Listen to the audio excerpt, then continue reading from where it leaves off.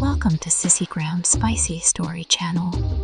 If you like my voice, then hit the like button and do subscribe our channel for regular updates. Today I come up with whole new content of story. So, now let's start the story. The day began like any other, following the usual routine of tidying up after breakfast and preparing for what lay ahead. Little did I know, the evening would bring an event that would alter everything. My stepson Maxim had returned from college for the weekend. Always polite and kind, he was the kind of young man any mother or stepmother would take pride in. Yet that evening something felt different, and it caught me completely off guard. Lately, Maxim had been intensely focused on fitness, constantly discussing health and exercise. His dedication was admirable, and he often shared tips for relieving stress or staying in shape. That evening, after a long day of errands and housework, I was completely drained. My back ached, and my muscles felt tight from all the bending and lifting. Maxim noticed immediately, and with his usual charm, offered what seemed like an innocent gesture, a massage. At first, I hesitated. He was my stepson, and the idea of such close physical contact seemed unconventional. But Maxim insisted, assuring me it would help ease my tension. He mentioned he'd learned some techniques from a friend studying physical therapy. Reluctantly, I agreed, reasoning that it was just a harmless act of kindness. As we sat in the living room, the soft glow of the setting sun created a tranquil atmosphere, making the situation feel a little less formal. Maxim placed his hands on my shoulders, and I had to admit it felt good. His touch was both firm and gentle, expertly working out the knots in my muscles. Closing my eyes, I let myself relax, the stress slowly dissipating under his skilled hands. At first, it was nothing more than a simple massage. But gradually, almost imperceptibly, something shifted. Maxim's hands began to linger in certain areas, applying more pressure than before. His touch, once soothing, began to take on a different quality. A warmth spread through me, and I couldn't ignore the unfamiliar feelings it evoked.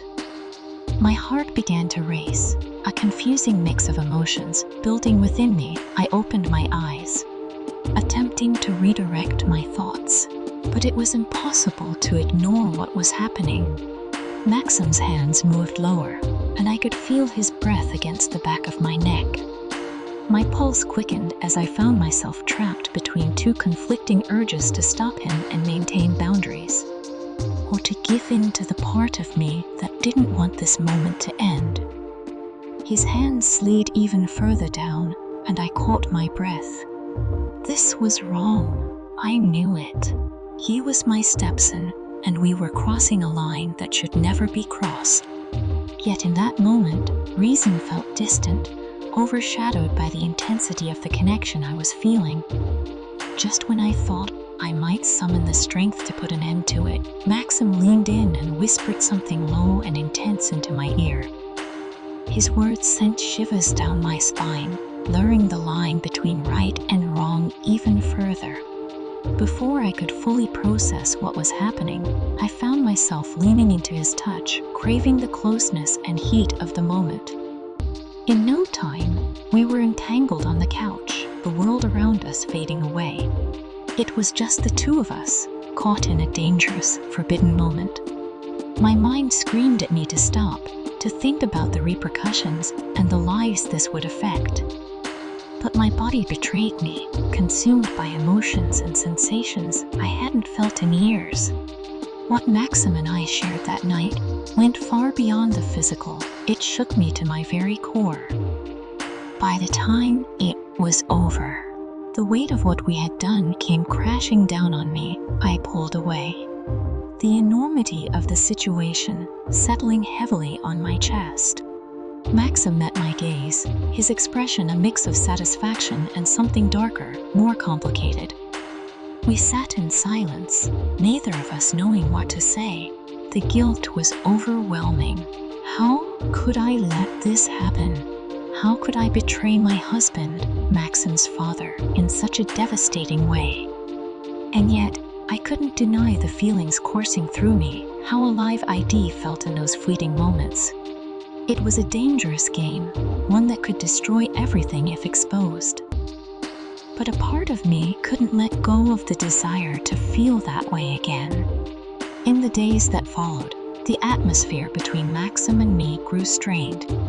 We acted as if nothing had happened, but an undeniable tension lingered in the air, a shared secret that seemed impossible to ignore. My husband began to notice the change, questioning me about my behavior. I deflected, blaming stress and exhaustion, but inside I was unraveling. Maxim, on the other hand, seemed unfazed. He carried on with an unsettling confidence, occasionally flashing me a knowing smile or brushing against me when my husband wasn't looking. It was maddening, and yet it drew me in even more. The situation came to a head one evening when my husband left for a business trip, leaving Maxim and me alone in the house. The tension between us reached its peak, and once again we found ourselves tangled in each other. This time, Maxim's touch was more assertive, testing boundaries I thought I'd never cross. And yet, I followed him into the darkness, unable to resist. Afterwards, as we lay there, reality hit me like a tidal wave. I knew this couldn't continue.